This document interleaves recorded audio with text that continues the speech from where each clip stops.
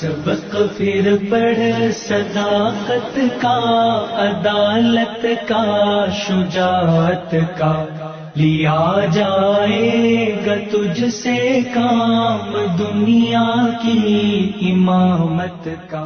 بسم اللہ الرحمن الرحیم۔ خواتین و حضرات، انسانی زندگی کی گاڑی دو پہیوں سے چلتی ہے، مرد و زن۔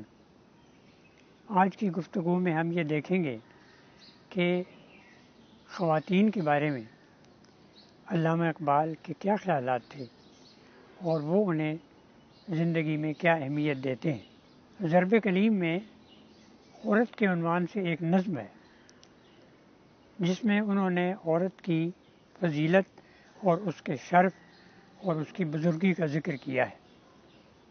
فرماتے ہیں، وجود زن سے ہے تصویر کائنات میں رنگ، اسی کے ساز سے ہے زندگی کا سوز دروں۔ مکالمات فلاطوں نہ لکھ سکی لیکن اسی کے شعلے سے ٹوٹا شرار افلاطوں۔ گویا علامہ اقبال زندگی اور کائنات میں عورت کی اہمیت سے بخوبی واقف ہیں۔ انہوں نے 1929 میں انجمن خواتین اسلام مدراس کے ایک جلسے میں جو ان کے اعزاز میں انجمن خواتین اسلام مدراس نے ایک استقبالیہ دیا تھا، جب وہ وہاں خطبات اقبال کے سلسلے میں دورے پر گئے تھے، تو اس استقبالیہ سے خطاب کرتے ہوئے انہوں نے فرمایا کہ کسی قوم کی بہترین روایات کا تحفظ بڑی حد تک اس قوم کی عورتیں کر سکتی ہیں، کیونکہ ان کے الفاظ ہیں کہ عورت خود زندگی کا سرچشمہ ہے۔ لیکن اس کے ساتھ ساتھ وہ اس زمینی حقیقت سے بھی واقف تھے کہ حقیقت نسواں ایک بڑا مسئلہ بنا ہوا ہے ہماری زندگیوں میں۔ کہتے ہیں، ہزار بار حکیموں نے اس کو سلجھایا مگر یہ مسئلہ زن رہا وہیں کا وہیں۔ تو یہ مسئلہ کیوں پیدا ہوا اور یہ مسئلہ کیوں الجھا؟ اس کی وجہ مغرب کا تصور مرد و زن ہے، مساوات مرد و زن ہے۔ تہذیب مغرب نے آزادی نسواں کے نام پر عورت کو اس کے اصل مقام سے ہٹا کر اسے ایک موہوم قسم کی مساوات اور مصنوعی آزادی کے مقام پر فائز کرنے کی کوشش کی ہے۔ اقبال کہتے ہیں کہ مغرب میں سو کالڈ وومن ایمنسیپیشن موومنٹ، یعنی عورتوں پر مردوں کے غلبے سے آزادی کی نام نہاد تحریک چلائی گئی ہے، اور بعض مسلم ممالک نے بھی اس کے اثرات قبول کیے ہیں، جن میں مصطفیٰ کمال پاشا کا ترکی بھی شامل ہے۔ تو علامہ نے مدراس میں خواتین کو، جس کا اسی اجتماع میں جس کا ذکر کیا گیا، خطاب کرتے ہوئے کہا کہ میں آپ سے پرزور استدعا کرتا ہوں کہ آپ ہرگز ترکی عورتوں کی تقلید کو اپنے لیے نمونہ نہ بنائیں، نہ مصطفیٰ کمال کی نام نہاد اصلاحات پر جائیں۔ مصطفیٰ کمال نے جو کچھ اصلاحات کے سلسلے میں کیا ہے وہ ہرگز حکمت پر مبنی نہیں ہے۔ مادر پدر آزادی کی، شریعت نے کبھی آزادی نہیں دی۔ ترکی میں دراصل یہ کیا گیا، عورتوں کا لباس بھی مغربی کر دیا گیا، ان کے برقعے اور ان کے پردہ اس کو بھی اتار دیا گیا، تو اس لیے ان کو بالکل یورپی خواتین بنانے کی کوشش کی گئی۔ اس لیے علامہ اقبال نے کہا کہ اس سے اجتناب کریں۔ علی گڑھ میں علامہ نے ایک خطبہ دیا تھا، بہت معروف خطبہ ہے ان کا۔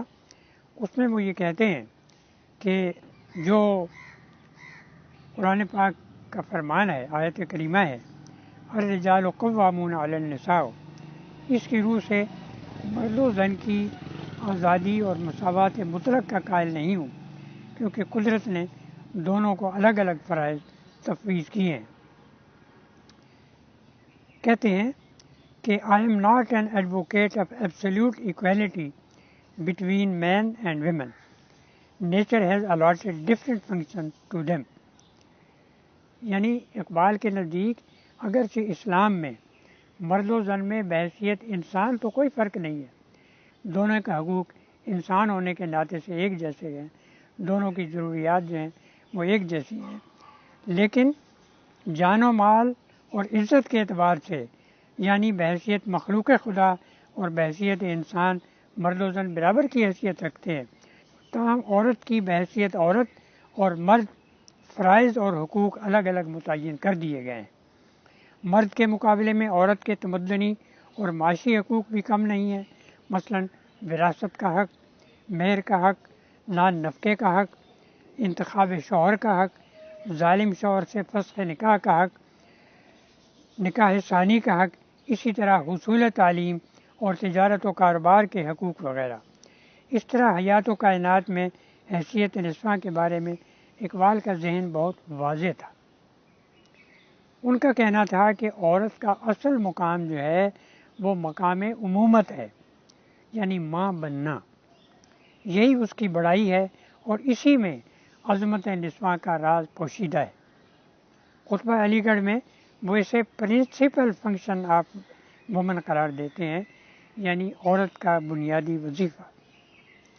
رموز بے خودی میں انہوں نے کہا کہ از امومت گرم رفتار حیات، از امومت کشف اسرار حیات، از امومت پیچ و تاب جوئے ماں، موج گرداب و حباب جوئے ماں، یعنی امومت ایک پاکیزہ اور بلند مرتبت ادارہ ہے اور قومی زندگی اور معاشرے کی استواری اور استحکام کا انحصار اسی امومت پر ہے۔ پھر یہ بھی وہ فرماتے ہیں کہ قوموں کے عروج زوال سے بھی اس کا تعلق ہے۔ امومت قوموں کو شوکت اور قوت عطا کرتی ہے اور اس سے روگردانی کی جائے تو غفلت اور نظام زندگی کمزور ہو جاتے ہیں، اور اس کی مثال انہوں نے یہ دی کہ جو مغربی اقوام ہیں وہ اس کی عبرتناک مثال ہیں۔ تہذیب فرنگی ہے، اگر مرگ امومت ہے حضرت انسان کے لیے اس کا ثمر موت۔ علامہ اقبال نے امت کے سلسلے میں حضرت فاطمۃ الزہرا کو بطور مثالی ماں کے پیش کیا ہے۔ مزرع تسلیم را حاصل بطول، مادرا را اسوہ کامل بطول۔ امومت کے بعد وہ خواتین کی نسوانیت پر زور دیتے ہیں، جس میں فطری شرم و حیا، نسائیت، عفت مآبی، اپنے شوہروں سے وفاداری، خلوت اور عزیمت و حمیت شامل ہیں۔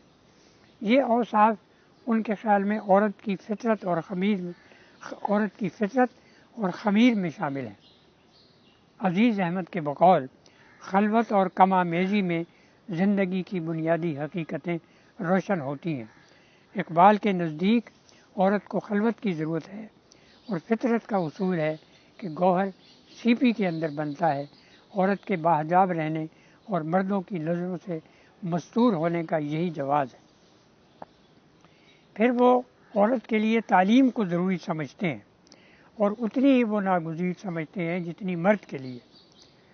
جس زمانے میں انجمن حمایت اسلام کے صدر تھے تو انہوں نے انجمن پر زور دیا کہ مسلمان لڑکیوں کی تعلیم کا فوری بندوبست کیا جائے، بلکہ ایک دلچسپ بات یہ ہے کہ خواتین کے لیے ایک مستقل اور علیحدہ یونیورسٹی کا خواب سب سے پہلے علامہ اقبال نے دیکھا تھا، اور پھر یہ کہ خواتین کی ذہنی تربیت کے لیے وہ دین اور مذہب کی تعلیم کو ضروری سمجھتے تھے، اور ایسی تعلیم جو ہے وہ اس کے قائل نہیں تھے کہ جو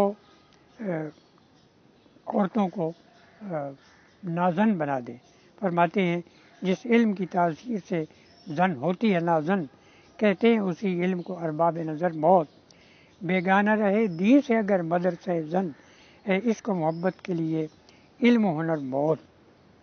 اگر ہم مدرسہ زن سے دین اور مذہب کو نکال دیں تو پھر وہ تعلیم عورتوں کے لیے مفید نہیں رہے گی۔ بہرحال علامہ اقبال کے نزدیک فطرت کا تقاضا ہے کہ مرد اور عورت اپنی اپنی استعداد اور اپنی اپنی صلاحیتوں کے مطابق اپنے اپنے دائرۂ کار میں مصروف عمل رہیں اور باہمی تعاون سے زندگی کو خوشگوار، کامیاب اور بامراد بنائیں۔ وہ یہ سمجھتے تھے کہ اگر عورت کو اس کے اصلی فرائض سے ہٹا کر ایسے کاموں پر لگا دیا جائے جنہیں مرد انجام دے سکتا ہے تو یہ طریقہ یقیناً غلط ہوگا۔ مثلاً عورت کا اصل کام آئندہ نسل کی تربیت کرنا ہے، اسے ٹائپسٹ یا کلرک بنا دینا نہ صرف قانون فطرت کی خلاف ورزی ہے بلکہ انسانی معاشرے کو درہم برہم کرنے کی افسوسناک کوشش ہے۔ بحیثیت مجموعی ہم دیکھتے ہیں کہ علامہ اقبال ایک متوازن اور معتدل نقطہ نگاہ رکھتے ہیں۔ نہ تو وہ قدیم جاہلی تہذیبوں کے رد عمل میں جدید تہذیب کی نام نہاد روشن خیالی کو اپناتے ہیں اور آزادی اور ترقی اور مساوات کے ظاہری اور دلکش تصورات کے پردے میں عورت کو پستی سے دوچار کرتے ہیں، بلکہ خالق کائنات نے اسے نصف بہتر کے جس قابل احترام اور باعزت مقام پر فائز کیا تھا وہ اسی پر اس کو فائز دیکھنا چاہتے ہیں۔ اقبال انہوں نے ایک مسئلہ زن کے حل کے لیے مرد کی قوامیت، عورت کی امومت، نسوانیت اور دینی تعلیم جیسے عام نکات کی نشاندہی کر کے مرد و زن کو ان پر عمل پیرا ہونے کی تلقین کی ہے۔ اس کے ساتھ ہی علامہ اقبال مسلم خواتین کے لیے حضرت فاطمہ الزہرا کو آئیڈیل قرار دیتے ہیں اور اسی طرح شرف النساء اور فاطمہ بنت عبداللہ جیسی دختران ملت کی پیروی کی تلقین بھی کی ہے۔ تو یہ علامہ کا ایک جو نظریہ تھا وہ بہت معتدل تھا اور اسی راستے کو اختیار کر کے خواتین زندگی میں اپنے فرائض بہتر طریقے سے انجام دے سکتی۔ سبق پھر پڑھ صداقت کا، عدالت کا، شجاعت کا، لیا جائے گا تجھ سے کام دنیا کی امامت کا۔